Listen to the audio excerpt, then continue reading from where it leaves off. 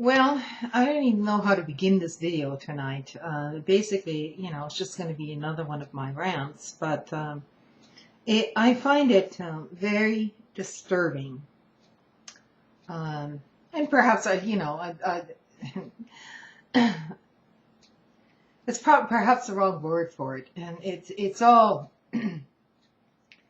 uh, it doesn't surprise me, let's put it this way. But I find it very disturbing that some um, people on YouTube seem to think that everything on YouTube is valid, okay?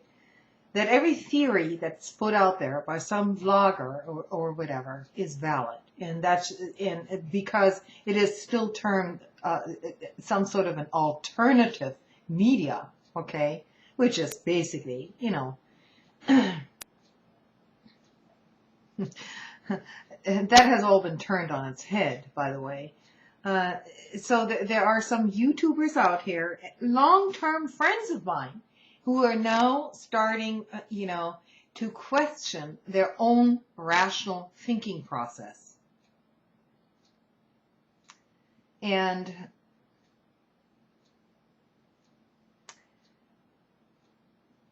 it's like cable television all over again. Basically the internet and YouTube and all these internet websites are slowly being infiltrated basically by commercial concerns, okay, by a whole bunch of not serious journalism. That happened in the beginning, and also serious citizen journalism, I might add. But that's all pushed out, you see. That's all being pushed slowly out. And it's happening at a imperceptible level to some people. But some of us saw this coming, and so this is why I'm just trying to caution you. Just because you think that YouTube or anything on the internet is now considered or was considered an alternative medium, that's no longer the case, in case you haven't noticed that. Because television and the internet are essentially merging. It's all going to become one big thing, television, cable news, cable, anything cable, is going to go through the internet eventually. And, the private corporations, private interests, and monetary interests are taking the whole thing over, just as they did with cable TV. Now, I do have to add here that there were, on cable TV even, there were some very valuable programs, very valuable shows. But then again, in order to watch those shows, they were not in the public domain. You had to have the money to pay for these higher tiers, so to speak, of those, far and in between quality programs. And that's precisely what is happening to the internet today. Okay, it's already well underway. So don't fool yourself if you see, somebody like me, for instance, on the internet. I'm just a regular person spouting off, and I have no more credibility than any other person on here. But what it's turning out to be is that it's becoming more and more commercialized. Or, YouTube to start with was kind of personal, So you started out with, cat videos and things like that, and little cutesy animals, and, training your puppy, or, how to do stuff. And that's all very, very, I'm not trashing that. It's okay, Then you have, young teenagers, showing other teenagers how to put on their makeup, and, how to buy their latest push-up bra from Victoria's Secret. It's all part of the Western culture. But it's all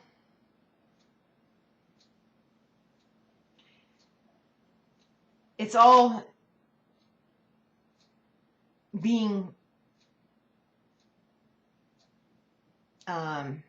pushed on you, basically, you know, uh, as if the entire internet is now composed of those sorts of interest spheres, which is not at all the case, but, you know, ordinary people have basically lost control over it, and especially, you know, in a political sense. It's not like anything is being censored, but it's not outright censorship. Let me put it this way: it is censorship through the commercialization of this whole project, and you know, the biggest ads, the biggest advertisers, and all that stuff, you know, pushes itself into our life sphere at every turn, just like television used to be. So don't think, you know, the internet now is going to be any different. No, it won't be. It'll essentially evolve into the same thing. And it's not, how should I put this? You know, it's not that some central governmental control that we're talking about here. It's not that you need to keep people down, you know, keep dissidents down. No, it happens as a filtration system, because everything is viewed through the lens of short-term profits in order for somebody to make some money. So the public concerns are essentially completely left out of that picture. Now, you'll find a few, you know, good channels on YouTube. I'm sure there are thousands of them, but they're, you know, these are also the channels which are not interested in having too much commercialism on their own channels. And conversely, I realize that it costs money to put all this stuff out there, you know. So there could be a balance, shall we say, but that's, you know, that's no longer the case on the internet, because the internet is essentially now being privately controlled. And Google, you know, Google is a big part of that, of course, you know. And so it's dismaying to think that some really wacko theories out there, okay, you can't even call them theories, it's just fucking crazy, okay, are gaining major attention, you know, when they wouldn't have garnered that kind of attention except for, you know, at 2 a.m. in the morning on some sci-fi channel, okay, on cable television.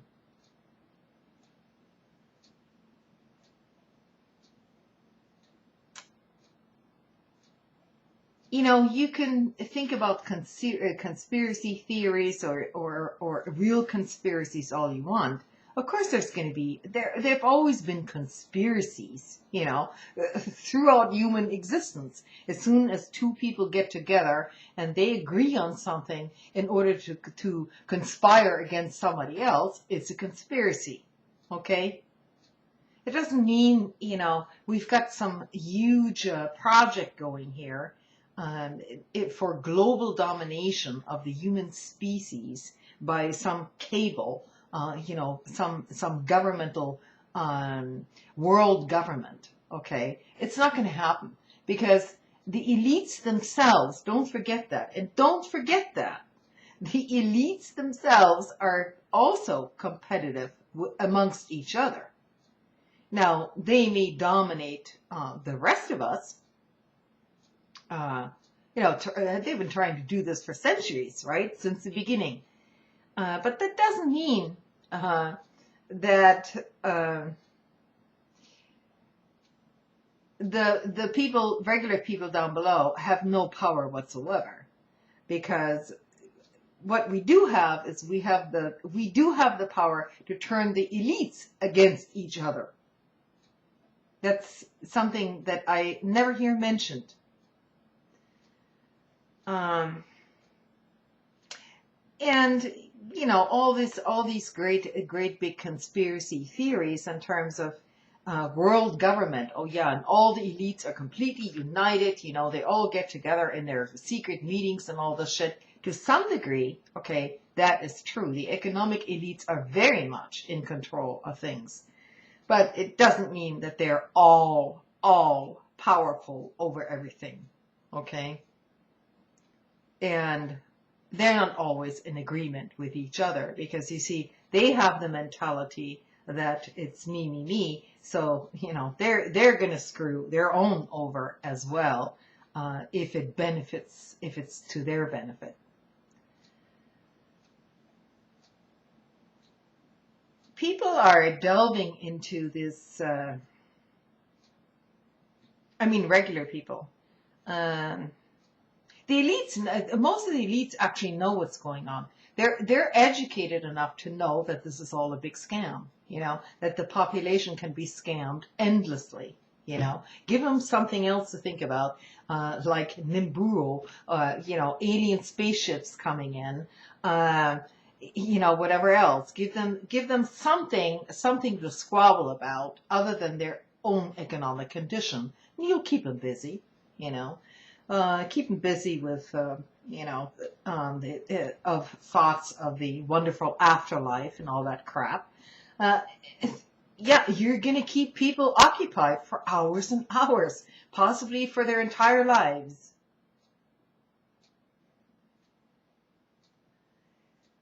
But you know what? You've got to come down to reality at one point. And reality to me means humans are not the cream of the crop, okay? We're much overrated, actually, as a species. Because as a species, we're pretty much headed for our own self-destruction. That's for starters. And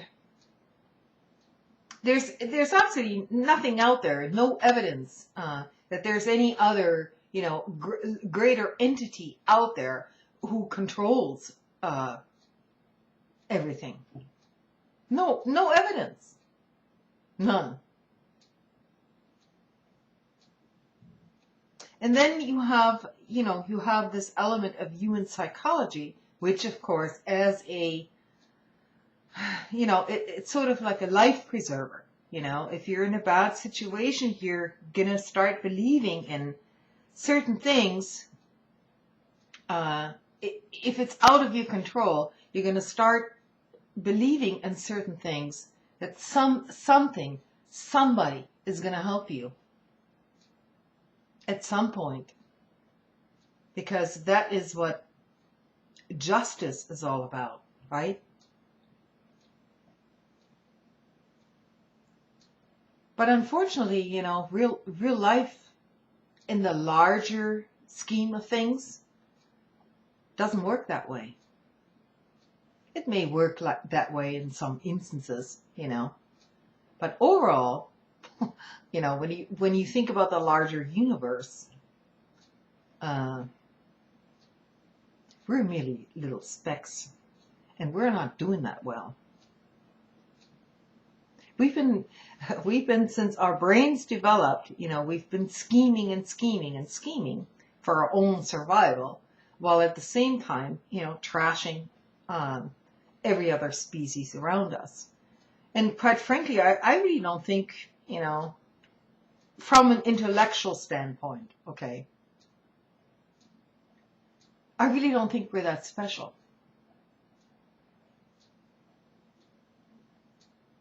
That's a hard pill to swallow,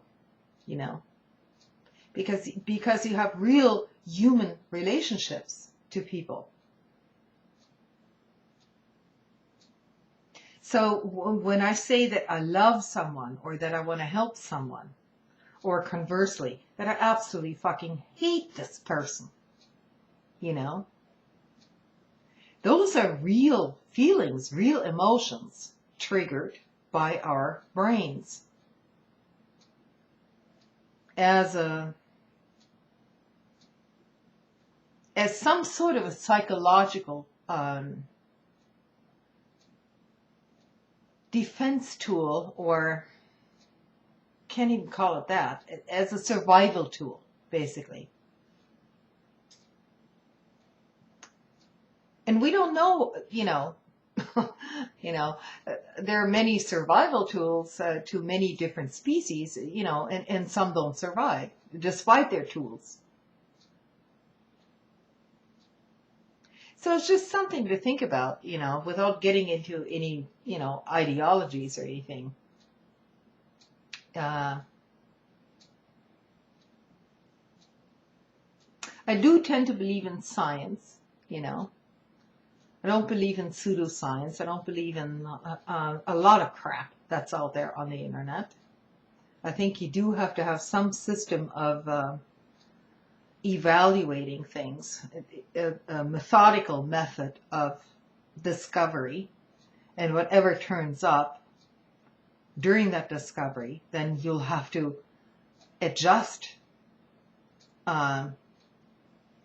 according to what you find. And those findings may not be comfortable, and they may not be in your favor at all.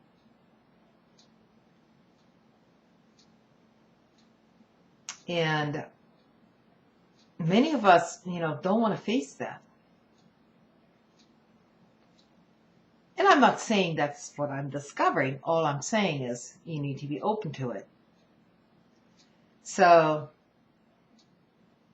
you can't just ignore shit that doesn't fit within your preconception. If there's fairly solid proof that something is going on,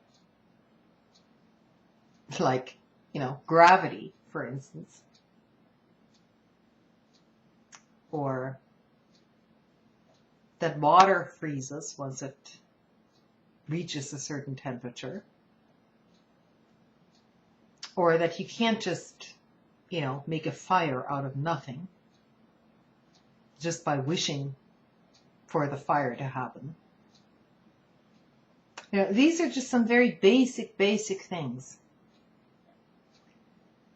And yeah, so quite frankly, I don't believe in magic, you know. I think our species is a temporary thing, basically. You know, measured in millions of years. So, you know, no reason to panic. No panic whatsoever. You know, but I don't think we should take ourselves so damn seriously to where we think that we're flawless and have all the answers.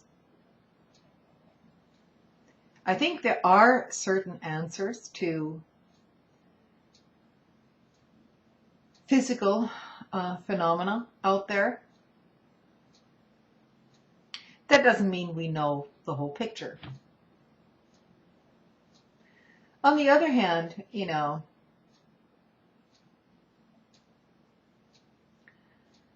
there are a lot of myths out here in humanity, okay, which have been completely disproven and which turned out to be bogus. And I mean, I don't want to generalize here, so let me just get to the point. If you still believe, okay, that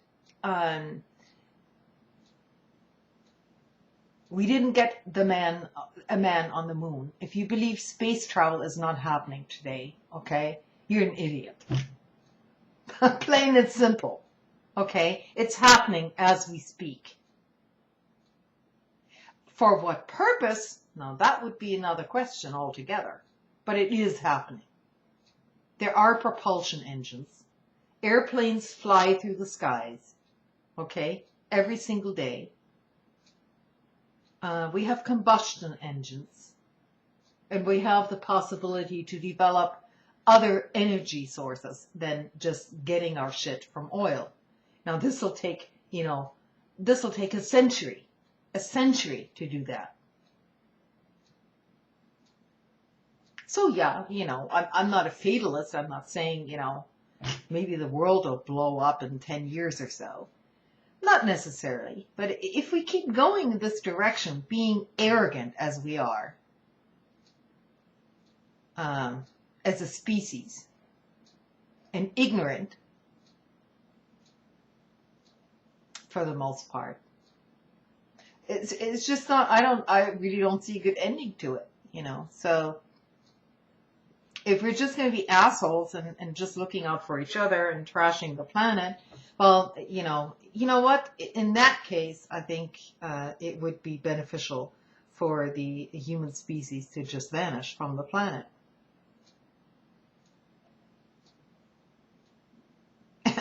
It's not like I want to blow up the planet.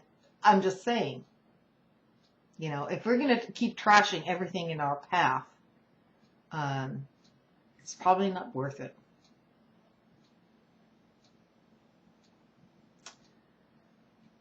So, yep, a bit philosophical tonight. Should I do a video on Rick Perry next week? Yeah.